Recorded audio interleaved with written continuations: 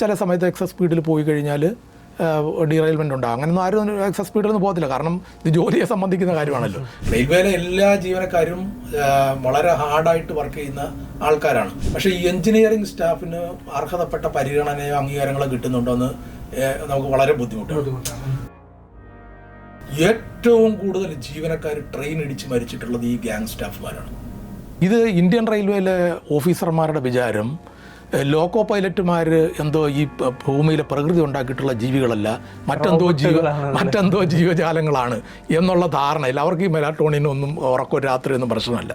ഞാൻ എവിടെയാണെന്ന് എനിക്ക് ബോധമില്ല, എന്താണ് ഞാൻ ചെയ്യേണ്ടതെന്ന് അറിയത്തില്ല, അപ്പുറത്തിരിക്കാരാണെന്ന് അറിയാതെ ഇങ്ങനെ മൈക്രോ സ്ലീപ്പിൽ നമ്മൾ വീണു പോകുന്ന ഒരവസ്ഥയിലേക്ക് വരികയാണ്. പക്ഷേ റെയിൽവേ ഇനി നടപ്പാക്കിയിട്ടില്ല, ഇപ്പോഴും 4 നൈറ്റ് ഡ്യൂട്ടി വെച്ചുകൊണ്ടിരിക്കുകയാണ്. പക്ഷേ അയാളുടെ ആ മാസത്തെ പർട്ടിക്കുലേഴ്സ് എടുത്ത് നോക്കുമ്പോഴത്തേക്ക് അയാൾ 21 നൈറ്റ് ഡ്യൂട്ടി ചെയ്യുന്നു.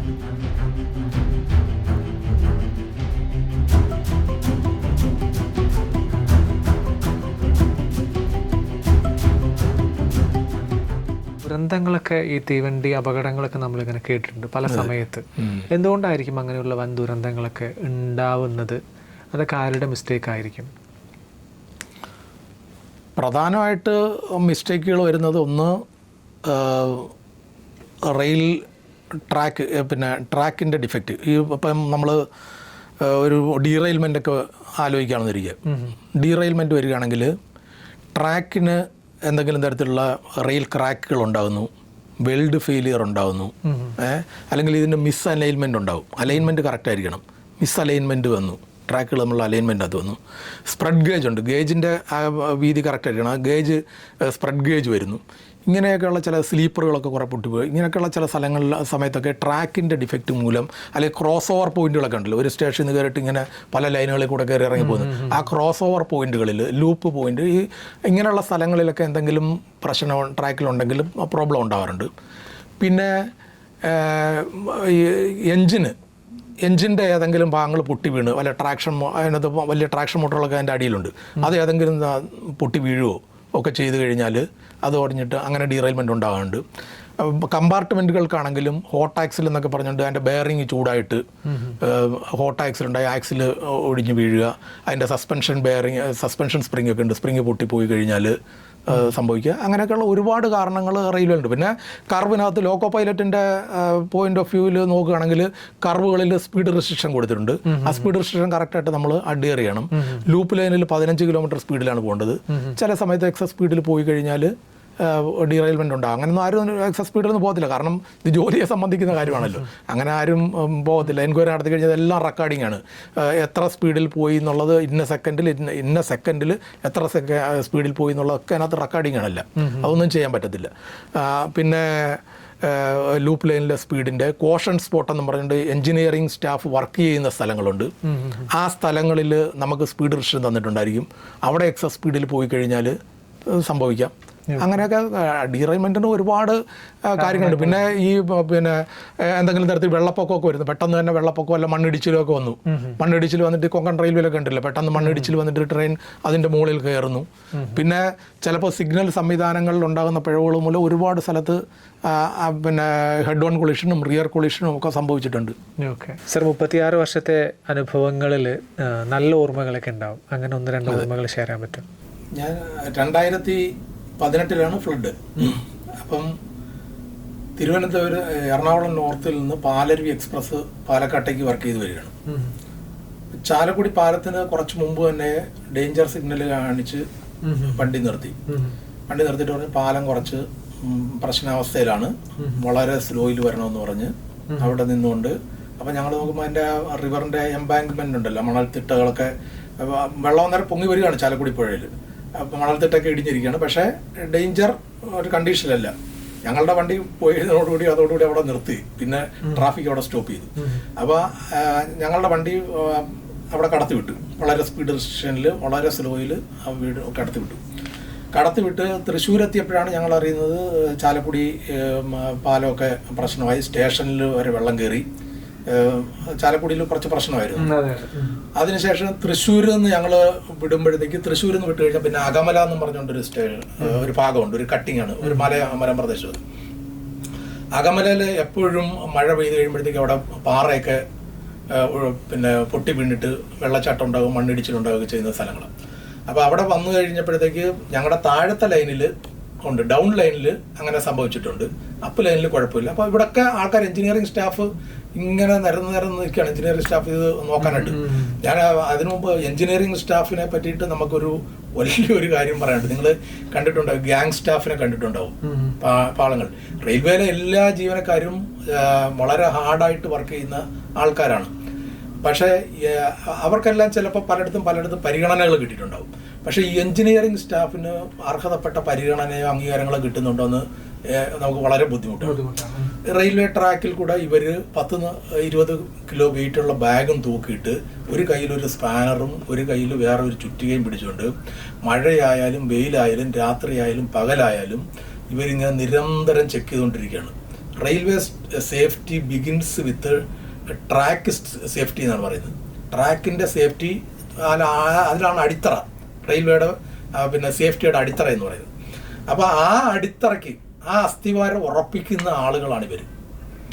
ഈ ഇന്ത്യൻ റെയിൽവേയിൽ നോക്കിക്കഴിഞ്ഞാൽ ഏറ്റവും കൂടുതൽ ജീവനക്കാർ ട്രെയിൻ ഇടിച്ച് മരിച്ചിട്ടുള്ളത് ഈ ഗ്യാങ് സ്റ്റാഫുമാരാണ്. ഏറ്റവും കൂടുതൽ ആളുകൾ, ഏറ്റവും കൂടുതൽ ആൾക്കാർ വന്യമൃഗങ്ങളുടെ ആക്രമണത്തിലും പാമ്പ് കടിയേറ്റ് മരിച്ചിട്ടുള്ളത് ഈ ഗ്യാങ് സ്റ്റാഫുമാരാണ്. ഈ അത്യധ്വാനികളായിട്ടുള്ള ഈ ഗ്യാങ് സ്റ്റാഫുമാരുടെയും എഞ്ചിനീയറിംഗ് സ്റ്റാഫിൻ്റെയും ചോരയും കണ്ണീരും രക്തവും കുടിച്ച് തിടം വെച്ച് ബലപ്പെട്ടതാണ് ഇന്ത്യൻ റെയിൽവേയുടെ തണ്ടുവാളങ്ങളെന്ന് പറയുന്നത്. അവർക്ക് ശരിക്കും നമ്മളൊരു സല്യൂട്ട് കൊടുക്കേണ്ടതാണ്. അത്ര കഠിനാധ്വാനികളാണ് അവർ. അപ്പോൾ അവരെ പറ്റി നമ്മളൊരു ഇൻ്റർവ്യൂവിന് പറഞ്ഞില്ലെങ്കിൽ ശരിയാവില്ല. അതുകൊണ്ടാണ് ഞാൻ പറഞ്ഞത്. അപ്പം ഞങ്ങൾ അങ്ങനെ വരുമ്പോഴത്തേക്ക് എഞ്ചിനീയറിംഗ് സ്റ്റാഫ് എല്ലായിടത്തും കനത്ത മഴ പെയ്തുകൊണ്ടിരിക്കുകയാണ്. അവരെ മഴയത്ത് ഇങ്ങനെ നിൽക്കുകയാണ്, റെയിൽവേ ട്രാക്കിൻ്റെ അവിടെ നിൽക്കുകയാണ്. അവിടെ നിന്നോട്ട് നമുക്ക് കുടി കാണിച്ചു തന്നു, അങ്ങനെ പോകുന്നു.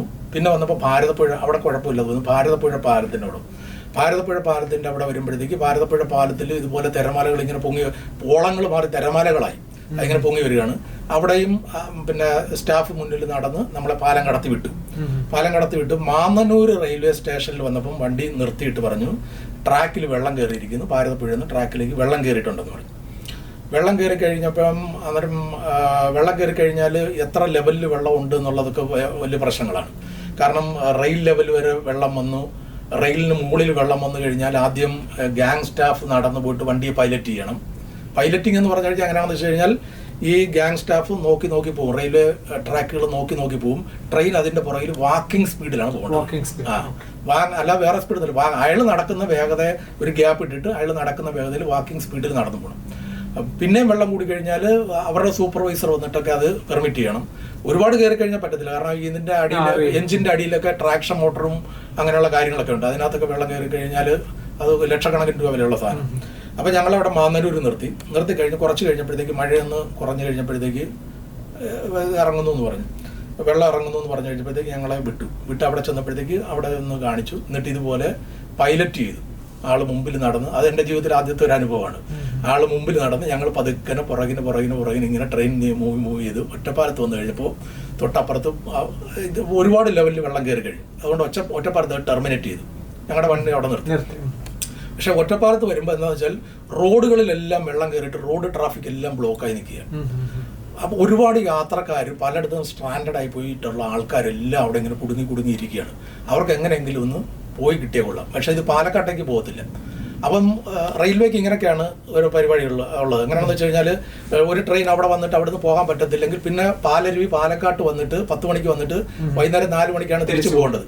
അപ്പം ഞങ്ങൾ ഈ ഡിലേ വന്നു കഴിഞ്ഞപ്പോഴത്തേക്ക് അന്നേരം തന്നെ 4 മണി ആയി കഴിഞ്ഞു. ഒറ്റപ്പാലത്ത് വന്നപ്പം 4 മണി കഴിഞ്ഞു.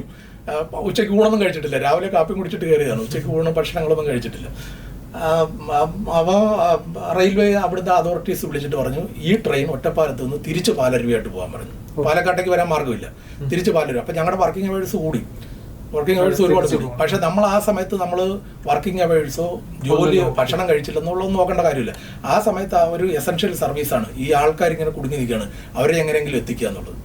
അങ്ങനെ അവരെയും കൊണ്ട് ഞങ്ങൾ തിരിച്ച് വള്ളത്തോൾ നഗർ വരെ പോയി. ഷൊർണൂർ പാലം കടന്ന് വള്ളത്തോൾ നഗർ ചെന്നപ്പോൾ ഈ അകമല അവിടെ പാറ ഇടിഞ്ഞിട്ട് മണ്ണ് വീണിട്ട് ട്രെയിൻ പോകാൻ പറ്റാതെ അവിടെ സ്റ്റോപ്പ് ചെയ്യുകയാണ് ചെയ്തത്. അപ്പോൾ അതൊരു നല്ലൊരു അനുഭവമാണ്. ഒരുപാട് യാത്രക്കാർ കഷ്ടപ്പെട്ട് നിൽക്കുമ്പോഴത്തേക്ക് നമുക്ക് അവരെ ഏതെങ്കിലും ഒരു ഭാഗങ്ങളിലൊക്കെ എത്തിക്കാൻ പറ്റി എന്നുള്ളത് ജീവിതത്തിൽ വലിയൊരു നല്ലൊരു അനുഭവമാണത്. സാർ നൈറ്റ് ഡ്യൂട്ടിയെ കുറിച്ച് എന്തായാലും പറയേണ്ടിയിരിക്കുന്നു. കാര്യം രാത്രിയും പകലും ഒക്കെ ആളുകൾ ട്രെയിനിൽ സുഖമായിട്ട് കിടന്നുറങ്ങുമ്പോൾ നിങ്ങളിങ്ങനെ വണ്ടി ഓടിച്ചുകൊണ്ടിരിക്കുകയാണല്ലോ, അവരൊക്കെ ലക്ഷ്യസ്ഥാനത്തിലേക്ക് എത്തിച്ചുകൊണ്ടിരിക്കുകയാണ്. അപ്പോൾ ആ നൈറ്റ് ഡ്യൂട്ടിയെ കുറിച്ച് എന്താണ് പറയാനുള്ളത്? നൈറ്റ് ഡ്യൂട്ടിയെ പറ്റി ചോദിക്കുകയാണെങ്കിൽ ഒറ്റ വാക്കിൽ പറഞ്ഞാൽ ടെറിബിൾ ആൻഡ് ഹൊറിബിൾ എന്ന് പറയേണ്ടി വരും. അത്ര കാഠിന്യമേറിയതാണ് നൈറ്റ് ഡ്യൂട്ടി എന്ന് പറയുന്നത്. റെയിൽവേയിൽ നൈറ്റ് ഡ്യൂട്ടി ഒഴിവാക്കാൻ പറ്റില്ല. കാരണം റൗണ്ട് ദ ക്ലോക്ക് 24 മണിക്കൂറും വണ്ടി വർക്കിംഗ് നടന്നുകൊണ്ടിരിക്കുന്ന കാര്യമാണ്. അതിൽ തന്നെ രാത്രിയിലാണ് എക്സ്പ്രസ് ട്രെയിനുകളും എല്ലാം ഓടിക്കൊണ്ടിരിക്കുന്നത്. മാക്സിമം എക്സ്പ്രസ് ട്രെയിനുകളും ഓടിക്കൊണ്ടിരിക്കുന്നത്. പകലുണ്ട്, പക്ഷേ മാക്സിമം ഓടുന്നത് രാത്രിയിലാണ്. റെയിൽവേയിൽ ഞങ്ങൾ മാത്രമല്ല നൈറ്റ് ഡ്യൂട്ടി ഉള്ളത്, വേറെ ഒരുപാട് റെയിൽവേ സ്റ്റാഫ് നൈറ്റ് ഡ്യൂട്ടി എടുക്കുന്നവരുണ്ട്. സ്റ്റേഷനറി ഉള്ള സ്റ്റേഷൻ മാസ്റ്റർമാരുണ്ട്, ലോക്കോ പൈലറ്റുമാരിൽ തന്നെ ഷണ്ടിങ് ലോക്കോ പൈലറ്റുമാരുണ്ട്, പിന്നെ വേറെ പല വിഭാഗങ്ങളിലും നൈറ്റ് ഡ്യൂട്ടി എടുക്കുന്ന ആളുകൾ ഇഷ്ടംപോലെ ഉണ്ട് റെയിൽവേയിൽ. പക്ഷേ അവരുടെ നൈറ്റ് ഡ്യൂട്ടിയുടെ പ്രത്യേകത എന്താണെന്ന് വെച്ചാൽ അവർക്ക് ഒരു നൈറ്റ് ഡ്യൂട്ടി ചെയ്ത് കഴിഞ്ഞാൽ അടുത്തത് അവർക്ക് നൈറ്റ് ഓഫ് കിട്ടും. പിന്നെ അടുത്ത നൈറ്റ് അവർക്ക് വർക്ക് ചെയ്യണ്ട, ഓഫായിരിക്കും. അങ്ങനെ ആഴ്ചയിൽ അവർക്ക് 2 നൈറ്റ് ഡ്യൂട്ടി ചെയ്താൽ മതി. പക്ഷേ ലോക്കോ പൈലറ്റുമാരെ സംബന്ധിച്ചിടത്തോളം ആഴ്ചയിൽ മിനിമം 4 നൈറ്റ് ഡ്യൂട്ടി വരും. ഒരു സ്റ്റേഷനറി സ്റ്റാഫിന് ആഴ്ചയിൽ 2 വെച്ചിട്ട് 8 നൈറ്റ് ഡ്യൂട്ടിയാണ് ചെയ്യേണ്ടതെങ്കിൽ ഒരു ലോക്കോ പൈലറ്റ് മിക്കവാറും ഒരു മാസത്തിൽ കുറഞ്ഞത് ഒരു 15-18 നൈറ്റ് ഡ്യൂട്ടികൾ ഒരു ലോക്കോ പൈലറ്റിന് ചെയ്യേണ്ടതായിട്ട് വരികയാണ് ഇത്. അപ്പോൾ ഇത് നൈറ്റ് ഡ്യൂട്ടി എന്ന് പറഞ്ഞു കഴിഞ്ഞാൽ വെറുതെ ഉള്ള ഒരു നൈറ്റ് ഡ്യൂട്ടി അല്ല, വെറുതെ ഇരുന്ന് ഉറക്കം നിൽക്കുകയല്ല ചെയ്യുന്നത്. നമ്മൾ ചെയ്യുന്ന ഡ്യൂട്ടിയുടെ സമയത്ത് ഫുള്ളായിട്ട് നമ്മൾ ആ വർക്കിൽ കോൺസെൻട്രേറ്റ് ചെയ്യാണ്. നമ്മൾ ഹൈ അലർട്ടായിരിക്കണം, നമ്മൾ വിജിലൻ്റ് ആയിരിക്കണം. എന്ത് കാര്യം സംഭവിച്ചാലും അന്നേരത്തേക്ക് നമ്മളെ അതിനെ ആക്ട് ചെയ്യത്തക്ക രീതിയിലായിരിക്കണം. നമ്മൾ എങ്ങനെയാണോ സ്റ്റാർട്ടിങ്ങിൽ പാലക്കാട് നിന്ന് ഞാൻ വണ്ടിയിൽ കയറുമ്പം എത്ര പ്രിപ്പറേഷനിൽ എത്ര ഫ്രഷായിട്ടാണോ ഇരിക്കുന്നത്, അതേപോലെ തന്നെ അതേ സ്റ്റാമിന നിലനിർത്തിക്കൊണ്ട് ഞാൻ മംഗലാപുരത്ത് 8 മണിക്കൂർ ഡ്യൂട്ടി കഴിഞ്ഞ് മംഗലാപുരത്ത് ചെല്ലുമ്പോഴുണ്ടാവണം. കാരണം അതേ വർക്കുകൾ ഒരു മാറ്റവും ഇല്ലാതെ ചെയ്തുകൊണ്ടിരിക്കുകയാണ്. എന്നാൽ ലോക്കോ പൈലറ്റുമാർക്ക് ഇതുപോലെ 4 നൈറ്റ് ഡ്യൂട്ടിയൊക്കെ കണ്ടിന്യൂസ് ആയിട്ട് ചെയ്യേണ്ടി വരുന്ന കാര്യം. നമ്മൾ ഈ പ്രകൃതിയിൽ ഒരു സർക്കാഡിക് റിതമുണ്ട്, എല്ലാ ജീവജാലങ്ങളിലും ഒരു സർക്കാഡിക് റിതമുണ്ട്, ഒരു ബയോളജിക്കൽ ക്ലോക്ക് എല്ലാ മനുഷ്യരിലും ഫിറ്റ് ചെയ്ത് വെച്ചിട്ടുണ്ട്, ബയോളജിക്കൽ ക്ലോക്ക് എന്ന് പറയുന്നത്. അപ്പോൾ ഈ ബയോളജിക്കൽ ക്ലോക്കിൻ്റെ അടിസ്ഥാനത്തിലാണ് എല്ലാ ജീവികളും മുന്നോട്ട് പോകുന്നത്. മനുഷ്യൻ്റെ ബയോളജിക്കൽ ക്ലോക്ക് എന്ന് പറഞ്ഞു കഴിഞ്ഞാൽ പകൽ ജോലി ചെയ്യുകയും രാത്രിയിൽ ഉറങ്ങുകയും ചെയ്യുക എന്നുള്ളതാണ്. അതാണ്. അപ്പം പകൽ വെളിച്ചവും വരുമ്പോൾ നമ്മുടെ ടെമ്പറേച്ചർ കൂടുന്നു, നമുക്ക് സ്വാഭാവികമായിട്ടും നമ്മൾ ഉണരുന്നു, നമ്മൾ നമ്മുടെ പിന്നെ ജീവസന്ധാരണത്തിന് ആവശ്യമായിട്ടുള്ള പ്രവർത്തികൾ ചെയ്യുന്നു. രാത്രിയാകുമ്പോഴത്തേക്ക് വെളിച്ചം ഈ ചൂട് കുറയുമ്പോഴത്തേക്ക് ഇരുട്ട് വന്നു കഴിയുമ്പോൾ നമുക്കൊരു മെലാറ്റോണിൻ എന്ന് പറഞ്ഞുകൊണ്ടൊരു ഹോർമോൺ പ്രൊഡ്യൂസ് ചെയ്യും. ഈ ഹോർമോണാണ് നമ്മളെ ഉറക്കത്തിലേക്ക് കൊണ്ടുപോകുന്നത്, നമ്മളെ ഉറങ്ങാനായിട്ട്. ഇത് ഇന്ത്യൻ റെയിൽവേയിലെ ഓഫീസർമാരുടെ വിചാരം ലോക്കോ പൈലറ്റുമാർ എന്തോ ഈ ഭൂമിയിലെ പ്രകൃതി ഉണ്ടാക്കിയിട്ടുള്ള ജീവികളല്ല, മറ്റെന്തോ ജീവജാലങ്ങളാണ് എന്നുള്ള ധാരണയിൽ അവർക്ക് ഈ മെലാറ്റോണിനൊന്നും ഉറക്കോ രാത്രിയൊന്നും പ്രശ്നമല്ല എന്നുള്ള രീതിയിലാണ് 4-5 നൈറ്റ് ഡ്യൂട്ടി നമ്മളുടെ മേളിൽ അടിച്ചേൽപ്പിച്ചുകൊണ്ടിരിക്കുന്നത്. ഇതിൻ്റെ പിന്നെ മറ്റൊരു കാര്യം എന്ന് വെച്ചാൽ നമ്മൾ ഉറങ്ങിക്കിടക്കുന്ന സമയത്ത് ഒരു മനുഷ്യൻ ഉറങ്ങിക്കിടക്കുമ്പോഴത്തേക്ക് അയാളുടെ ശരീരത്തിൻ്റെ എല്ലാ അവയവങ്ങളും വിശ്രാന്താവസ്ഥയിലേക്ക് മാറുന്നുണ്ട് അല്ലേ, ഒരു റിജുവനേഷൻ കിട്ടാൻ വേണ്ടിയിട്ട്. അതുപോലെ തന്നെ തലച്ചോറിനകത്തും ആ ഒരു വിശ്രാന്താവസ്ഥ വരുന്നുണ്ട്. തലച്ചോറിൽ നമ്മൾ പകൽ നമ്മുടെ ചിന്തകളും പ്രവർത്തികളും എല്ലാം കൊണ്ട് ഒരുപാട് ഇമ്പ്യൂരിറ്റീസ് നമ്മുടെ തലച്ചോറിനകത്ത് ഉണ്ടാക്കിയിട്ടുണ്ട്. ഈ ഇമ്പ്യൂരിറ്റീസ് എല്ലാം വാഷ് ചെയ്ത് കളയാനായിട്ടുള്ള ഒരു സിസ്റ്റം നമ്മുടെ തലച്ചോറിനകത്ത് പ്രവർത്തിക്കുന്നുണ്ട്. അതുകൊണ്ടാണ് നമ്മൾ ഈ കുട്ടികളൊക്കെ പഠിക്കുമ്പോഴത്തേക്ക് രാവിലെ എണീറ്റിരുന്ന് പഠിക്കും, രാത്രിയിൽ ഉറക്കളച്ചിരുന്ന് പഠിക്കാനല്ലോ രാവിലെ. എന്നുവെച്ചാൽ ഇമ്പ്യൂരിറ്റീസ് എല്ലാം ഉറക്കത്തിൽ വാഷ് ചെയ്ത് കളഞ്ഞിട്ട് ഫ്രഷ് ആയിട്ടുള്ള തലച്ചോറുമായിട്ടാണ് വരുന്നത്. അപ്പം ഇതിൻ്റെ കുഴപ്പം ഈ നിരന്തരം അപ്പം ഞങ്ങൾ ലോക്കോ പൈലറ്റുമാരുടെയൊക്കെ തലച്ചോറെടുത്ത് നിങ്ങൾ നോക്കിയാൽ ഈ ക്ലാവ് പിടിച്ച ചെമ്പുപാത്രം കണ്ടിട്ടുണ്ടല്ലോ, അതുപോലെ ക്ലാവ് പിടിച്ചായിരിക്കും ഇരിക്കുന്നത്.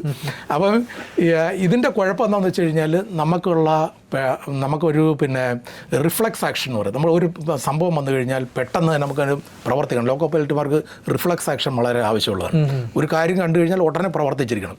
അത് റിഫ്ലക്സ് ആക്ഷൻ അല്ലെങ്കിൽ ക്വിക്ക് ഡിസിഷൻ എടുക്കാനുള്ള ചില കാര്യങ്ങൾ, കോൺസെൻട്രേഷൻ, ഇതിനെല്ലാം നമുക്ക് ഭംഗം നേരിടും ഈ കണ്ടിന്യൂസ് ആയിട്ടുള്ള നൈറ്റ് ഡ്യൂട്ടി. ശരിക്കുള്ള പഠനങ്ങൾ കാണുമ്പോൾ 2 നൈറ്റ് ഡ്യൂട്ടി, ഒരു നൈറ്റ് ഡ്യൂട്ടി എടുത്താൽ ഒരു നൈറ്റ് ഉറങ്ങിയിരിക്കണം എന്നുള്ളതാണ് കറക്റ്റായിട്ടുള്ള പഠിത്തം. എന്നാലേ നമുക്കത് മേക്കപ്പ് ചെയ്ത് പോകാൻ പറ്റുള്ളൂ.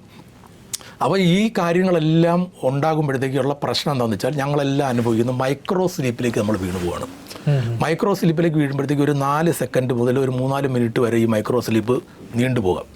മൈക്രോ സ്ലീപ്പ് നമ്മൾ വീണ് കഴിഞ്ഞാൽ നമ്മൾ ചിലപ്പോൾ കണ്ണ് തുറന്നായിരിക്കും ഇരിക്കുന്നത്, പക്ഷേ ഉറങ്ങുകയാണ്, ഉള്ളിൽ ഞാൻ എവിടെയാണെന്ന് എനിക്ക് ബോധമില്ല, എന്താണ് ഞാൻ ചെയ്യേണ്ടതെന്ന് അറിയത്തില്ല, അപ്പുറത്തിരിക്കാരാണെന്ന് അറിയാതെ ഇങ്ങനെ മൈക്രോ സ്ലീപ്പിൽ നമ്മൾ വീണ് പോകുന്ന ഒരവസ്ഥയിലേക്ക് വരികയാണ്. ഇപ്പം നമ്മൾ സ്പീഡിലൊക്കെ ഓടിക്കൊണ്ടിരിക്കുമ്പോഴുണ്ടല്ലോ, ഈ രാത്രി ഉറക്കുന്നാലും നമുക്കൊരു ഭീതിയുണ്ട്, സിഗ്നൽ പാസ് ചെയ്യുന്നതാണ്, ആ സ്പീഡിൻ്റെ ഭീതി നമ്മുടെ ഉള്ളിലുണ്ടാകും.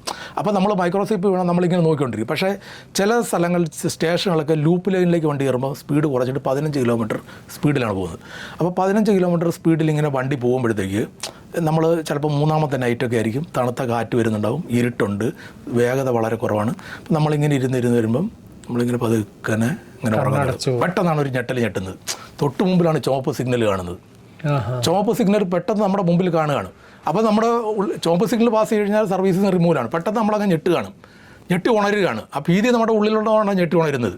ഭീതി ഇല്ലെങ്കിൽ നമ്മൾ മൈക്രോ സ്ലീപ്പിൽ വീണ് പോകും. അപ്പം ഇത് വളരെ ഡേഞ്ചറസ് ആയിട്ടുള്ള ഒരു കാര്യമാണ്. ഒരുപാട് ആക്സിഡൻറ്റുകൾ നടന്നു കഴിഞ്ഞപ്പോഴത്തേക്ക് ആക്സിഡൻറ്റ് നടന്നു കഴിഞ്ഞാൽ ഉടനെ ആക്സിഡൻ്റ് ഒരു കമ്മിറ്റി ഉണ്ടാക്കും റെയിൽവേ. ആക്സിഡൻറ്റ് കമ്മിറ്റി ഉണ്ടാക്കിയിട്ട് ഈ ആക്സിഡൻറ്റ് കമ്മിറ്റിയുടെ റിപ്പോർട്ടുകൾ വരുമ്പം ലോക്കോ പൈലറ്റുമാർക്ക് 2 നൈറ്റ് ഡ്യൂട്ടി കൂടുതൽ കൊടുക്കാൻ പാടില്ല എന്ന് എല്ലാ ആക്സിഡൻറ്റ് കമ്മിറ്റിയിലും റെയിൽവേ ഓഫീസർമാരുടെ കമ്മിറ്റിയിൽ തന്നെ എഴുതിയിട്ടുണ്ട്. ഹൈ പവർ കമ്മിറ്റി എന്ന് പറയും, പാർലമെൻ്ററി കമ്മിറ്റി എന്ന് പറയും, വേറെ പല കമ്മിറ്റികളിലും പറഞ്ഞിട്ടുണ്ട്. പക്ഷേ റെയിൽവേ ഇനി നടപ്പാക്കിയിട്ടില്ല. ഇപ്പോഴും 4 നൈറ്റ് ഡ്യൂട്ടി വെച്ചുകൊണ്ടിരിക്കുകയാണ്. ഇപ്പോഴും 4 നൈറ്റ് ഡ്യൂട്ടിയും. എന്നാൽ അതിന് കോമ്പൻസേറ്റഡ് ആയിട്ട് സഫീഷ്യൻ്റ് ആയിട്ട് എല്ലാ മാസവും ഇത്ര കിട്ടുന്നുണ്ട്. ഈ പെനഗോണ്ട എന്ന് പറഞ്ഞുകൊണ്ട് ആന്ധ്രാപ്രദേശിലൊരു ഒരു സ്റ്റേഷനിലൊരു ആക്സിഡൻറ്റ് നടന്നു. ആക്സിഡൻറ്റ് നടന്നപ്പോൾ അത് ഗുഡ്സ് ട്രെയിൻ നിന്നിരുന്ന ഗുഡ്സ് ട്രെയിനിൻ്റെ പിന്നിൽ പോയിട്ട് ഒരു എക്സ്പ്രസ് ട്രെയിൻ കയറി, ഹംപി എക്സ്പ്രസ് എന്ന് പറഞ്ഞൊരു എക്സ്പ്രസ് കയറി ഇടിച്ചു. അപ്പോൾ ആ ഇടി കഴിഞ്ഞപ്പോഴത്തേക്ക് ഈ ലോക്കോ പൈലറ്റിൻ്റെ വർക്കിംഗ് പർട്ടിക്കുലേഴ്സ് എടുത്ത് നോക്കുമ്പോഴത്തേക്ക് അപ്പം ഉടനെ റെയിൽവേ പറഞ്ഞു അയാൾ നൈറ്റ് ഡ്യൂട്ടി ഉണ്ടെന്ന് പറഞ്ഞപ്പോൾ ഇല്ല അയാൾ തലേദിവസം ഉറങ്ങിയിട്ടുണ്ടെന്ന് പറഞ്ഞു. തലേദിവസമായിട്ട് നൈറ്റ് റെസ്റ്റ് കൊടുത്തിട്ടുണ്ട്, ശരിയാണ്, തലേദിവസമായി നൈറ്റ് റെസ്റ്റ് കൊടുത്തിട്ടുണ്ട്. പക്ഷേ അയാളുടെ ആ മാസത്തെ പർട്ടിക്കുലേഴ്സ് എടുത്ത് നോക്കുമ്പോഴത്തേക്ക് അയാൾ 21 നൈറ്റ് ഡ്യൂട്ടി ചെയ്തിട്ടുണ്ട്. അപ്പോൾ ഇതിങ്ങനെ അക്യുമുലേറ്റ് ചെയ്ത് കിടക്കുകയാണ്. ഈ ടയർഡ്നെസ് നമുക്ക് ഇങ്ങനെ അക്യുമുലേറ്റ് ചെയ്ത് കിടക്കുകയാണ്. അപ്പോൾ അതുകൊണ്ട് നൈറ്റ് റെസ്റ്റ്, ഇതിപ്പോൾ നൈറ്റ് ഡ്യൂട്ടി ചെയ്യുമ്പം ഞങ്ങൾ മാത്രമല്ല ബാധിക്കുന്നത്, ഞങ്ങളുടെ ഫാമിലിയെയും ബാധിക്കുകയാണ്. അവരും നൈറ്റ് ഡ്യൂട്ടി എടുക്കാൻ ബാധ്യസ്ഥപ്പെട്ടവരാണ്. കാരണം എനിക്കിപ്പോൾ രാത്രി 1 മണിക്കാണ് ഡ്യൂട്ടിക്ക് പോകേണ്ടത്, 2 മണിക്കാണ് ഡ്യൂട്ടിക്ക് പോകേണ്ടതെങ്കിൽ എന്നെ 12 മണിക്ക് 2 മണിക്കൂർ മുമ്പ് എന്നെ വിളിക്കും. അപ്പോൾ 12 മണിക്ക് ഞാൻ വീട്ടിൽ ഉണർന്നിരിക്കുമ്പോഴത്തേക്ക് സ്വാഭാവികമായിട്ടും വീട്ടുകാർ ഉണരും. പിന്നെ ഞാൻ വീട്ടിൽ നിന്ന് 1:30 മണിക്ക് ഇറങ്ങുന്നത് വരെ അവർ അവിടെ ഉണർന്നിരിക്കണം. ഞങ്ങൾക്ക് ചായ ഉണ്ടാക്കുകയോ വേറെ എന്തെങ്കിലും ഉണ്ടാക്കി ചെയ്യണം. ഇന്ന് നൈറ്റ് ഡ്യൂട്ടി ആണെങ്കിൽ അടുത്ത ദിവസം സ്വാഭാവികമായിട്ടും തിരിച്ച് വരുമ്പോൾ നൈറ്റ് ഡ്യൂട്ടി ആയിരിക്കും. തിരിച്ച് വരുന്നത് ഞാൻ ചിലപ്പോൾ 2 മണിക്കായിരിക്കും വരുന്നത്. 2 മണിക്ക് വന്നാൽ വീട്ടുകാരെ വിളിച്ചല്ലോ ഉണർത്തിട്ടല്ലേ എത്താൻ പറ്റും. അപ്പോൾ അങ്ങനെ അവരിൽ നൈറ്റ് ഡ്യൂട്ടി അടിച്ചേൽപ്പിക്കപ്പെടുകയാണ് ഇൻഡയറക്റ്റായിട്ട്. പക്ഷേ ഈ സാഹചര്യങ്ങളെല്ലാം വീട്ടുകാർ മനസ്സിലാക്കുന്നുണ്ട്. ലോക്കോ പൈലറ്റുമാർ ഇത്ര ഗുരുതരമായ വളരെ സീരിയസ് ആയിട്ടുള്ള ജോലി ചെയ്തുകൊണ്ടിരിക്കുന്നതാണ്, വളരെ അപകടങ്ങളുണ്ടാകാൻ സാധ്യതയുള്ളതാണ് എന്നൊക്കെ മനസ്സിലാക്കിക്കൊണ്ട് അതിനനുസരിച്ചിട്ട് പ്രവർത്തിക്കുകയും ലോക്കോ പൈലറ്റുമാരുടെ ഭാര്യമാരും മക്കളൊക്കെ കുറേയൊക്കെ സെൽഫ് സഫിഷ്യൻ്റ് ആണ് സ്വന്തം കാര്യം നോക്കാനായിട്ട്. കാരണം ഞങ്ങളെ ഇതിനൊന്നും കിട്ടത്തില്ല, ഞങ്ങളെ ഉറങ്ങാനും റെസ്റ്റ് അങ്ങനെ കിട്ടത്തില്ല. അപ്പോൾ അങ്ങനെയുള്ള അതാണ് നൈറ്റ് ഡ്യൂട്ടി സംബന്ധമായിട്ട് പറയാനുള്ളത്. സാർ, എങ്ങനെയാണ് ഈ ലോക്കോ പൈലറ്റ് ആവുന്നത്? ഇപ്പോൾ പഠിച്ചുകൊണ്ടിരിക്കുന്നവർക്ക് ലോക്കോ പൈലറ്റ് ആവാൻ ആഗ്രഹമുണ്ട്, നല്ല ശമ്പളമൊക്കെ ആണെന്ന് കേട്ടിട്ടുണ്ട്. അപ്പോൾ എങ്ങനെയാണ് ആവുന്നത്? ലോക്കോ പൈലറ്റായിട്ട് എങ്ങനെയാണ് ആകേണ്ടതെന്ന് വെച്ചാൽ, ഇപ്പം ഞങ്ങളൊക്കെ പോളിടെക്നിക്കിൽ പഠിച്ചത് എഞ്ചിനീയറിംഗ് ഡിപ്ലോമ പഠിച്ചതാണ്. അപ്പോൾ എഞ്ചിനീയറിംഗ് ഡിപ്ലോമ പഠിച്ചു കഴിഞ്ഞിട്ട് റെയിൽവേ റിക്രൂട്ട്മെൻറ്റ് ബോർഡിൻ്റെ ടെസ്റ്റ് ഉണ്ട്. Railway recruitment board test, interview, പിന്നെ സൈക്കോളജിക്കൽ ടെസ്റ്റ്, അങ്ങനെ 2-3 ടെസ്റ്റുകളുണ്ട്. ഈ ടെസ്റ്റുകൾക്ക് ശേഷം നമ്മളെ അവർ സെലക്ട് ചെയ്ത് കഴിഞ്ഞാൽ റെയിൽവേ തന്നെ നമുക്ക് ഇതിൻ്റെ പരിശീലനം തരികയാണ് ചെയ്യുന്നത്. ഞാൻ നേരത്തെ പറഞ്ഞല്ലോ തിരുച്ചിറപ്പള്ളിയിലാണ് അതിൻ്റെ ഇൻസ്റ്റിറ്റ്യൂട്ട് എന്ന് പറഞ്ഞു. ഈ നമ്മുടെ സദേൺ റെയിൽവേയുടെ പ്രധാനമായിട്ടുള്ള തിരുച്ചിറപ്പള്ളിയിലാണ്. അപ്പോൾ തിരുച്ചിറപ്പള്ളി ഇൻസ്റ്റിറ്റ്യൂട്ടിൽ വെച്ചിട്ട് നമുക്ക് 10 മാസം ട്രെയിനിങ്, ഞാൻ പറഞ്ഞല്ലോ എൻ്റെ ട്രെയിനിങ് 3 മാസം. ഞാൻ അന്ന് സർവീസിൽ കയറിയപ്പോൾ 10 മാസം ട്രെയിനിങ് കിട്ടേണ്ടതാണ്. അന്ന് 3 മാസം കുറച്ച് കഴിഞ്ഞിട്ട് ഞങ്ങളുടെ അടുത്ത് പറഞ്ഞു നിങ്ങൾക്ക് ട്രെയിനിങ് പിന്നീട് തരാമെന്ന് പറഞ്ഞു, കുറച്ചാൾ വർക്ക് ചെയ്തിട്ട് പിന്നീട് തരാമെന്ന് പറഞ്ഞു. ഞാൻ റിട്ടയർ ചെയ്തു, 36 കൊല്ലത്തെ സർവീസ് റിട്ടയർ ചെയ്തു. ഇപ്പോൾ റിട്ടയർ ചെയ്തിട്ട് 3 വർഷമായി. ഇനി എൻ്റെ ഇനിഷ്യൽ ട്രെയിനിങ് തീർന്നിട്ടില്ല. ഇനി എന്നാണ് ഇവർ തരുന്നതെന്ന് എനിക്കറിയത്തില്ല ഇനിഷ്യൽ ട്രെയിനിങ്. അപ്പോൾ എന്തോ ഒരു മാജിക്കിൻ്റെ പേരിൽ ഇങ്ങനെ ഓടിക്കൊണ്ടിരിക്കുകയാണ് റെയിൽവേ വലിയൊരു ടീം വർക്കാണ്, സ്ട്രിക്റ്റ് ആയിട്ടുള്ള പ്രൊസീജിയറുകളൊക്കെ ഉണ്ട്, റൂളുകളൊക്കെ ഉണ്ടെങ്കിലും എന്തോ ഒരു മാജിക്കും കൂടെ അതിൻ്റെ മുകളിലുണ്ട്. ഇതിങ്ങനെ ഓടിക്കൊണ്ടിരിക്കുക. അതെ. അപ്പം ഇതാണ് പിന്നെ അങ്ങനെ ഡിപ്ലോമയാണ് അന്ന് എടുത്തിരുന്നത്. പക്ഷേ അതിന് മുമ്പ് ഉണ്ടായിരുന്നത് കൂടുതലും എന്ന് വെച്ചാൽ സ്റ്റീം എൻജിൻ അബോളിഷ് ആയി കഴിഞ്ഞപ്പോഴത്തേക്ക് അതിനകത്ത് സർപ്ലസ് അതിനകത്തുള്ള ആൾക്കാർ വന്നു. ആ ആൾക്കാരെ കൺവെർട്ട് ചെയ്തു. സ്റ്റീം എഞ്ചിനിൽ നിന്ന് ഡീസൽ എഞ്ചിനിലേക്ക് കൺവെർഷൻ കൊടുത്തു. അവർക്ക് ട്രെയിനിങ് ഒക്കെ കൊടുത്തിട്ട് കൺവെർഷൻ കൊടുത്ത് അങ്ങനെ അവർ ആ രീതിയിൽ അങ്ങനെ ഒരു സിസ്റ്റം റെയിൽവേ വഴി ഒരു ഭാഗം പോകുന്നുണ്ട്. ഡയറക്റ്റ് റിക്രൂട്ടേഴ്സ് എന്ന് പറഞ്ഞാൽ RRB വഴി ഞങ്ങൾ വരുന്നുണ്ട്. അപ്പം ഞങ്ങൾ കയറി കഴിഞ്ഞപ്പോഴാണ് ഈ പിന്നെ വർക്കിംഗ് അവേഴ്സിനെ പറ്റിയിട്ട് നമ്മൾ റെസ്റ്റ് എടുക്കുന്ന റൂമിൻ്റെ കണ്ടീഷനുകൾ, അതിൻ്റെ ശോച്യാവസ്ഥയെ പറ്റിയിട്ട് അങ്ങനെ ഒരുപാട് പ്രശ്നങ്ങൾ ഉയർത്തിക്കൊണ്ട് വരാൻ തുടങ്ങിയത്. അങ്ങനെ all India local running staff association എന്ന് പറയുന്ന സംഘടനയായിട്ട് ബന്ധപ്പെട്ടുകൊണ്ട് ഒരുപാട് പ്രശ്നങ്ങളും പിന്നെ അജിറ്റേഷനുകളും എല്ലാം വന്നു കഴിഞ്ഞപ്പം ഇവർക്ക് മനസ്സിലായി ഈ ഡയറക്റ്റ് റിക്രൂട്ടേഴ്സ് ഡിപ്ലോമക്കാരെ എടുത്തു കഴിഞ്ഞാൽ പ്രശ്നമാണ് എന്ന് മനസ്സിലാക്കിയിട്ട് അവർ അതിൻ്റെ താഴെയുള്ള IT എടുത്തു. ഇന്ന് വരെ നമ്മൾ എവിടുത്തെ പിന്നെ ജോലിക്ക് എടുക്കുന്ന ആൾക്കാരെ നോക്കിക്കോളൂ. ഇന്ന് ഒരു ജോലിക്ക് ഇന്ന് 10ാം ക്ലാസ്സുകാരനാണെങ്കിൽ കുറച്ച് നാൾ കഴിയുമ്പോഴത്തേക്ക് ആ ജോലിക്ക് എടുക്കുന്ന ഡിഗ്രിക്കാരനായിരിക്കും. പിന്നെ കുറേ കാലം കഴിയുമ്പോഴത്തേക്ക് ആ ജോലിക്ക് എടുക്കുക പോസ്റ്റ് ഗ്രാജുവേറ്റിനായിരിക്കും. ഈ റെയിൽവേയിൽ മാത്രമേ ഈ സംഭവം ഉണ്ടായിട്ടുള്ളൂ. ഡിപ്ലോമക്കാരന് ഹയർ ക്വാളിഫിക്കേഷനുള്ള ഡിപ്ലോമക്കാരനെ എടുത്തിട്ട് പിന്നെ അത് കഴിഞ്ഞപ്പോൾ ഇവർ പ്രശ്നങ്ങൾ ഉണ്ടാക്കുന്നവരാണെന്ന് പറയുന്നത് അതിൻ്റെ താഴെയുള്ള ക്വാളിഫിക്കേഷനുള്ള IT എടുത്തു.